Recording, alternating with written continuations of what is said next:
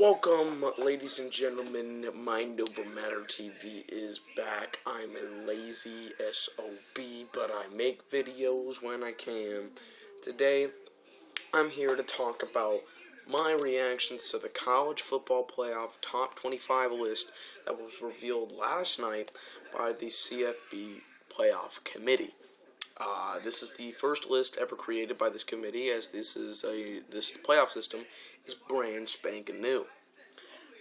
We're getting a really cool playoff system. I was always confused in years past of how certain teams make it into the playoffs, or not in the playoffs, but how they make this system work as to who goes in the national championship. Is it going to be the 1 and 2 teams? Sometimes it was, sometimes it wasn't. I thought it was bullcrap. This makes it a lot more organized, and it gives a lot of people focused for this. So with that in mind, we're going to go down from number 25 all the way to number 1. We're talking about their strengths on these teams, whether they are a championship contender or not, who I like, who I could see in there, and we're just going to go over this list of the top 25 teams in college football. So with that in mind, here's the list right here I have in my hand on this Galaxy S5. Not sponsored by them. Let's get started.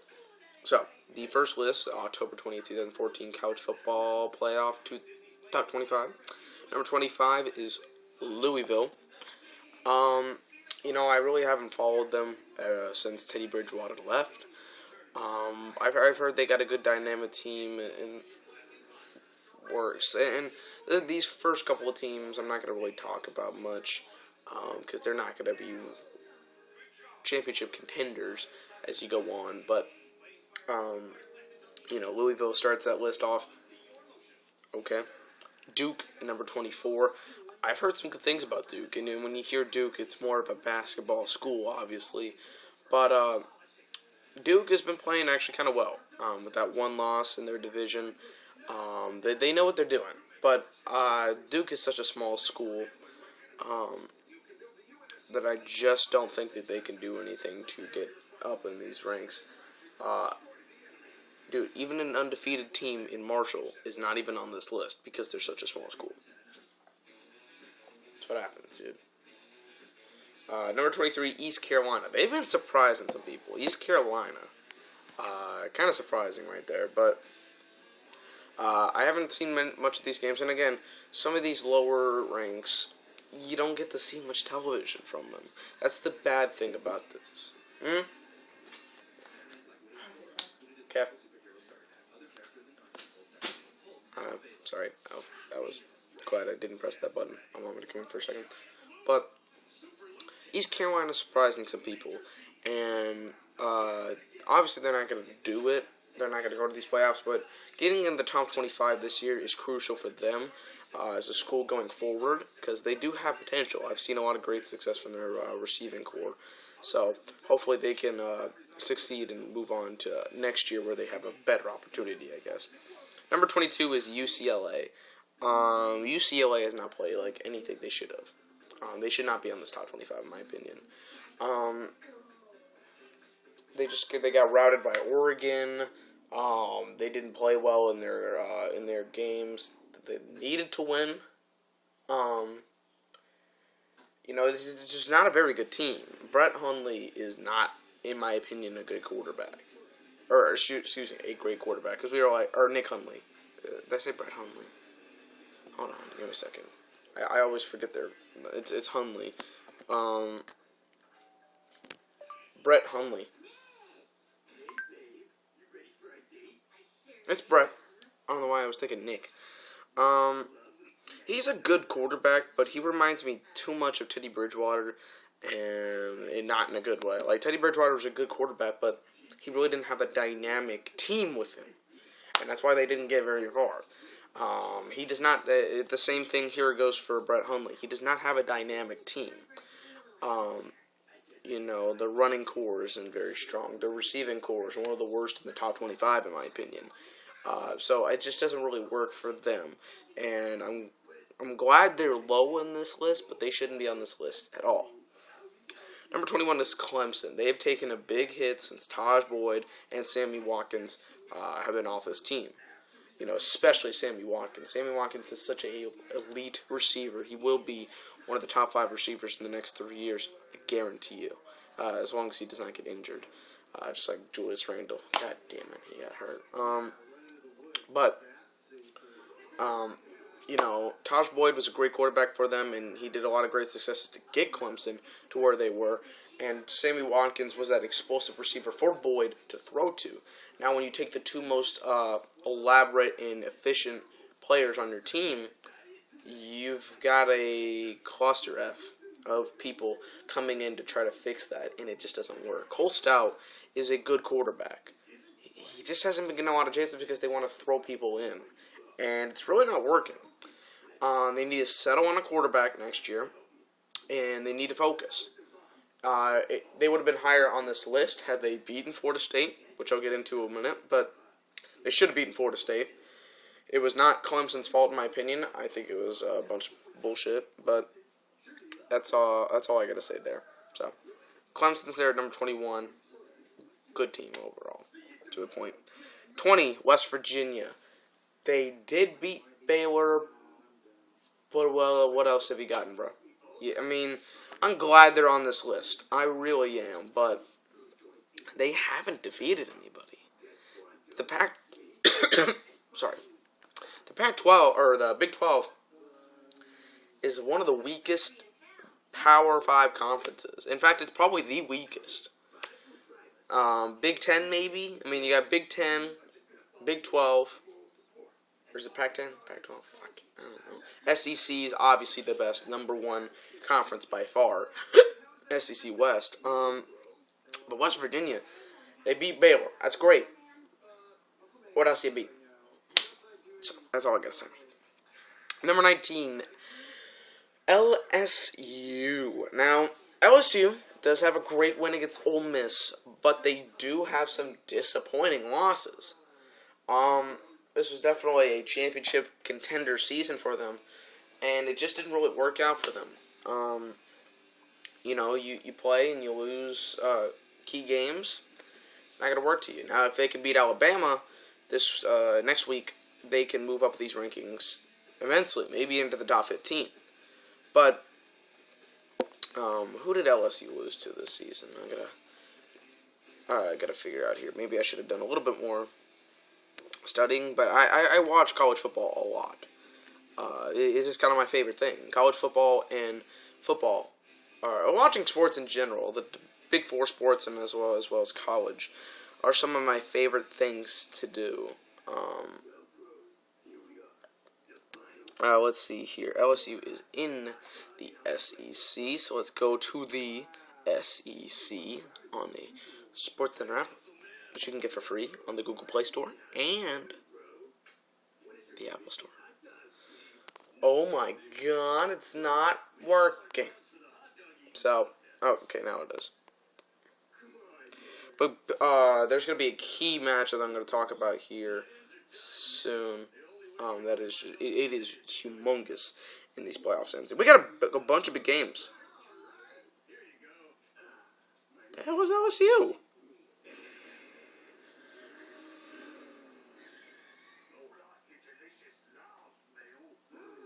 There they are.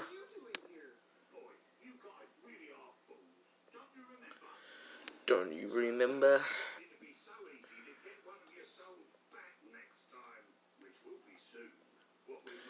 They started out beating Wisconsin, Sam Houston, UL Monroe. They lost to Mississippi State, which was crucial, because Mississippi State wasn't even ranked at the time. They beat New Mexico State, and they lost to Auburn pretty dang bad. So, that's what's gotten them to these 2 losses. But, They could be doing well, as long as they beat Alabama, which I wish A&M could have done, but whatever. Number 18, we're going to go with the Oklahoma. Look, I love Jim Ross. He's an Oklahoma guy, but I'm going to criticize his team right here. I think they're the second most overrated team in the country. As a whole, every year. Them and another team that I'm getting to that was named number 6 on this list, I think are the most overrated teams constantly. Oklahoma are going to win the national championship. They always lose in key situations. They will always lose 2 games in very important situations. They almost lost to Texas in the Red River rivalry. Texas hasn't done shit. They're 3-5. Tyrone Swoops is good. He don't have much around him. Jackson Shipley, okay, but there's not very much around that core center. They lost last week. They're not very good, in my opinion. So, overrated. So, Trevor Knight, no. Number 17, Utah. Again, one of those teams I have not been really much able to watch, but it's an interesting spot to put them. So I'm glad they're ahead of some teams that I don't personally like, but I haven't seen much of them. I haven't seen much of the Utah Cavaliers. Number 16, surprisingly, Ohio State. If you had told me in the first 3 games that they're going to be ranked at 16, I would have said yes, because of watching those 3 games, I wasn't very much impressed. They had just lost Braxton Miller for the entire season, which sucks for him. But, they've been improving a lot. And unfortunately, they got down to 16. I thought they were going to be near the top 10 or even in the top 10, but they just couldn't pull it out in 16. I could think of a couple teams that you can put Ohio State above in some categories.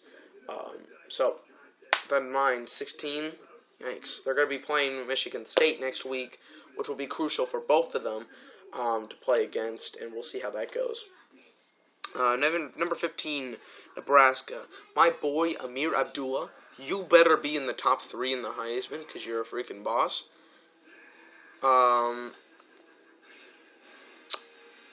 Rest of you?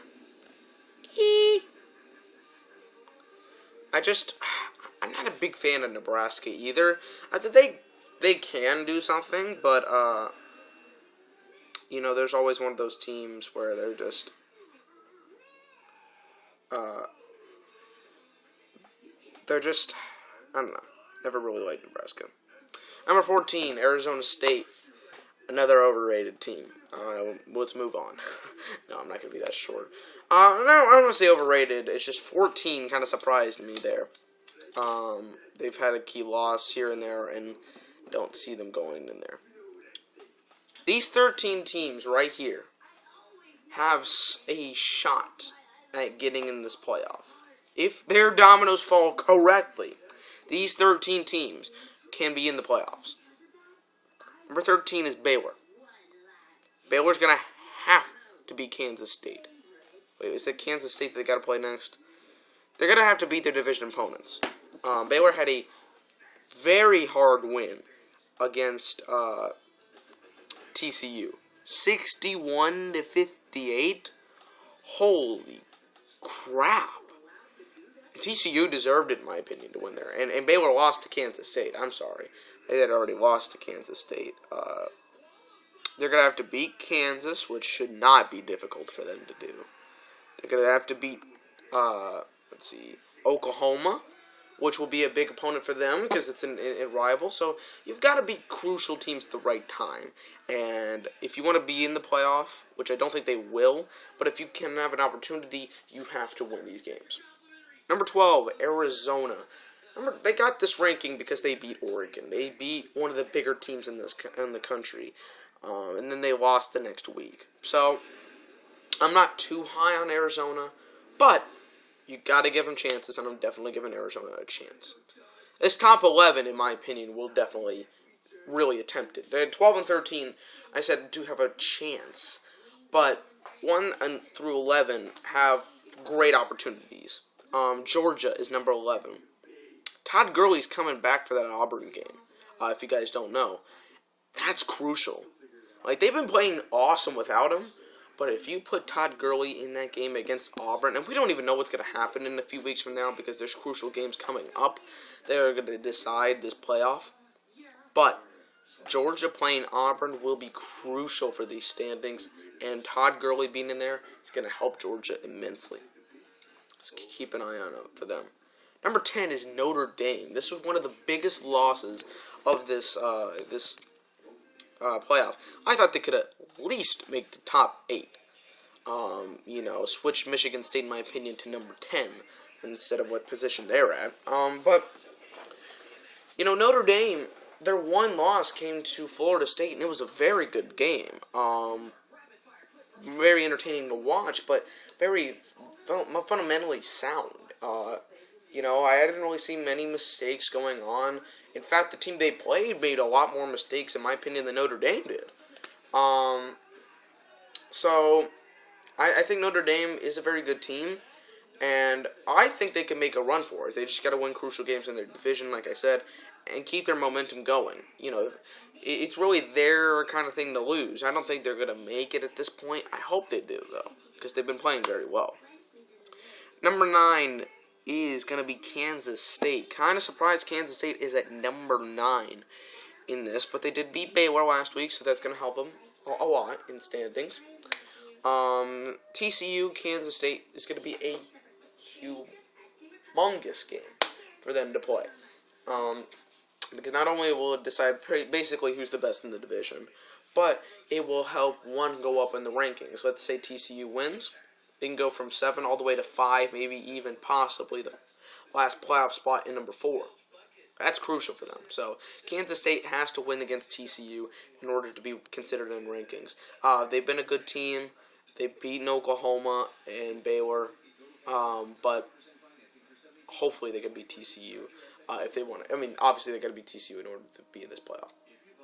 Number 8, Michigan State. Like I said, them and Notre Dame should be flipped.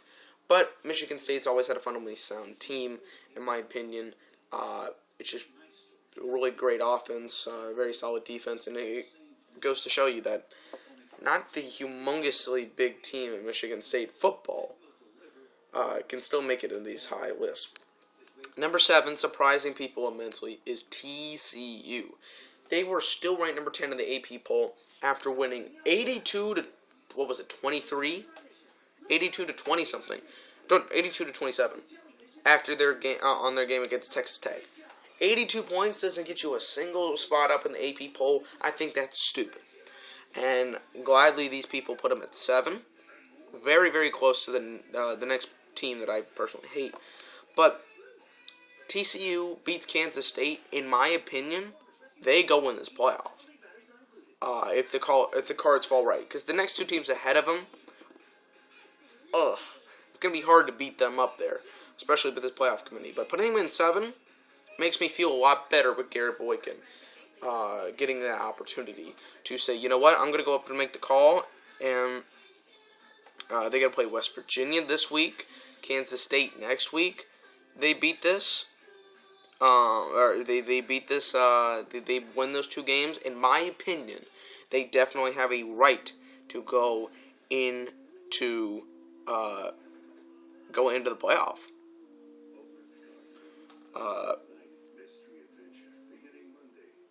I'm trying to look something up here.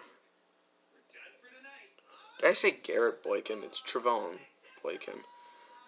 I'm getting these weird names, aren't I? Number 6, Alabama. I hate this team. I legit hate this team because they're supposed to be, quote-unquote, dynasty. And I just think they're so overrated. Amari Cooper, I'm going to give the 2 credits to Blake Sims and Amari Cooper. They're awesome. But here's the thing. You lose to Ole Miss, which is fine. Ole Miss is going to be on this list. But you barely beat Arkansas? Come on, man. They haven't proved to be anybody special. Now, in the next couple weeks when they play LSU and other division opponents, that's going to be crucial. And I'll get to the next opponents later on because I have my tweets here. But they haven't beaten anybody. Like, who are you beating? A&M, who was ranked number 21, but you beat 59-0. Yeah, that's a very nice win, but A&M has sucked in the last 3 games, and they're even evaluating which quarterback's going to be there. Not Kenny Trill, but might be Kyle Allen. So, Alabama, I am not rooting for. Number 5, my boys in the green Oregon Ducks. Now, I think this is an awesome team. Marcus Mariota right now is the Heisman candidate winner. He's done the most for his team, and I think he's a very great quarterback. The question is, will they get in there? My answer is yes.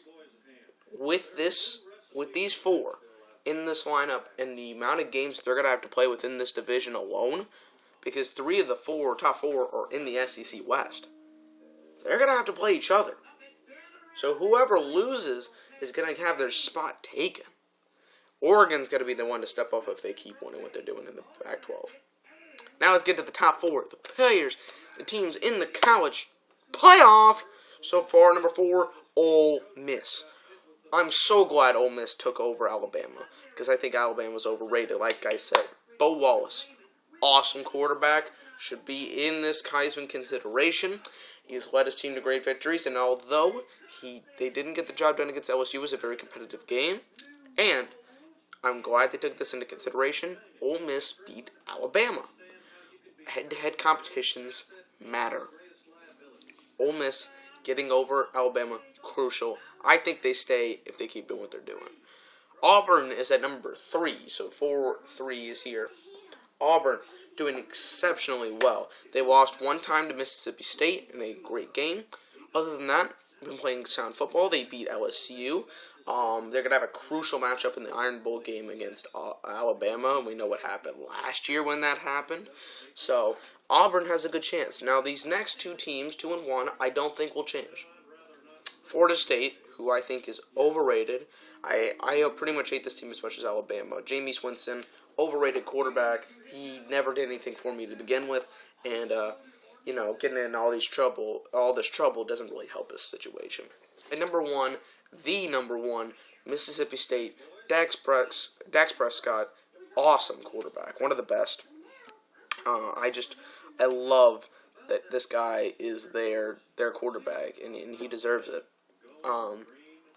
He's doing so well, and he's taking it from one of my most hated quarterbacks, Tim Tebow. What?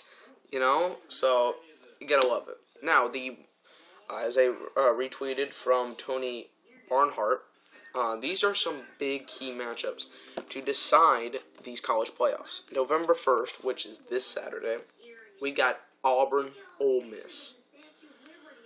Whoever loses this game will be out of the playoff. I'm telling you that right freaking now. Next Saturday, Bama, LSU. LSU will not be in this playoff, but they can easily beat Bama, I think, in my opinion. The week after that, Mississippi State at Alabama. Damn. If Mississippi State beats them, Alabama's clearly out of the playoffs. If Bama beats Mississippi State keeps a perfect record until then, I think they're still in the playoffs. I still think they will be probably number 4. And then you also have Auburn and Georgia on that day. Key game. If Auburn loses, like I said, on Saturday, it won't matter unless Georgia wants to speak up in these rankings. And the 2 weeks after that, 2 humongous games. The Iron Bowl, like I said, which will decide, depending on what the outcomes of the other games are, and Mississippi State and Ole Miss. If Mississippi State beats Bama and loses to Ole Miss, they stay in this league. If Ole Miss loses to Auburn, like I said, they're already out. So there's so many things that can happen in the next couple of weeks. My playoff, we're going to give a playoff every week. So what my playoff predictions are right now. Number 1 is going to stay Mississippi State. They have not proved anything wrong to me, and I think they are a great team. Number 2 is going to be Florida State. I hate them, but that's what they're doing right now, is order to stay at number 2. Number 3 is going to be with Ole Miss. I think Ole Miss is provenly sound, and they are a very good team. Number 4 is going to be Oregon. Number 5 is right there with Auburn, and Alabama and TCU are right near each other, but I think Oregon has the best sound team, so they're going to be number 4. And that's it, guys. Thank you guys so much for watching my first week of this playoff recap. If you guys, playoff list recap, if you guys enjoy, comment below and like, subscribe. Thank you guys very much. Peace.